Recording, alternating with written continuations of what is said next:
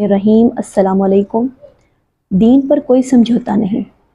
इलामा बगवी फरमाते हैं कि एक दफ़ा एक कुरैश का एक वफ़द रसूलुल्लाह सल्लल्लाहु अलैहि वसल्लम की खिदमत में हाज़िर हुआ और अर्ज़ की, या मोहम्मद, आएँ, हम आपके दीन की तबाह करते हैं, आप हमारे दीन की तबाह करें। एक साल आप हमारे बुतों की इबादत करें, एक साल तक हम आपके खुदा की इबादत करते हैं। तो आप सल्लल्लाहु अलैहि वसल्लम ने फरमाया, खुदा ना कि मैं अल्लाह के साथ को शरीक ठहराऊँ।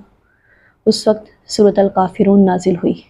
सल्लल्लाहु अलैहि वसल्लम मस्जिद हराम में तशरीफ़ ले गए, जहाँ पर कुरैश के कुछ लोग मौजूद थे। आप सल्लल्लाहु अलैहि वसल्लम ने उनके सामने सूरत अल काफिरून की तिलावत की, यानी मैं उनकी इबादत नहीं करता जिनकी तुम इबादत करते हो। इस सूरत को सुनने के बाद कुरैश के जो लोग थे उन्हें इस बात का यकीन हो गया कि वो आप सल्लल्लाहु अलैहि वसल्लम के साथ किसी बात पर समझौता नहीं कर सकते। तो उन्होंने आप सल्लल्लाहु अलैहि वसल्लम को और आप सल्लल्लाहु अलैहि वसल्लम के असहाब को अज़ियतें पहुंचाना शुरू कर दी। जज़ाकल्लाह।